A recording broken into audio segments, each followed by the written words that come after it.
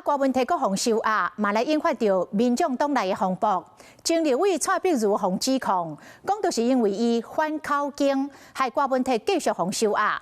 不过蔡碧如背回讲，伊自头到尾拢无反口径，伊颠倒来点名着陈智菡，讲裁定书有写陈智菡串证，伊认为这才是郭文摕阁去互收押的原因。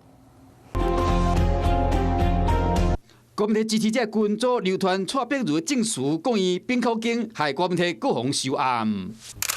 证词中，检察官有问讲，行动原则回应王志林敢毋当用的文件中，这个作者蔡碧如就是你顶摆签的文，就是郭文摕，敢是安尼？蔡碧如应讲是，就是安尼，文就是郭文摕。后壁佫补充讲，我会当确认这个文件，文就是郭文摕，这个文件是我交郭文摕的，无毋对。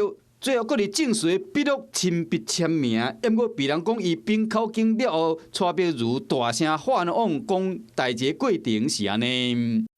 我从头到尾都没有翻供个完整的起诉书里头，他完全没有写我这一段。结果起诉书里头出现了今天各大报的陈智菡的什么证词的赖的对话。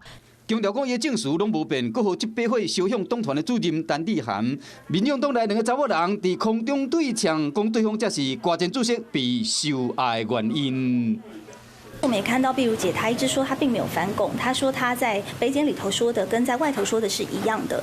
那么到底是北检这边呢有这个登载不确实的状况，或者是说碧如姐的说法造成了一些误解？我觉得这让人有点雾里看花。 是一个敲电话给蔡碧如，伊无做说明，敢有变口径害瓜前主席伫郭文摕各户人收押了后，这个争议悠远也未散。Hello， 我是郑雅芳，想要抢先掌握最及时的新闻资讯吗？赶快订阅、按赞、开启小铃铛，锁定华视新闻 YouTube 频道。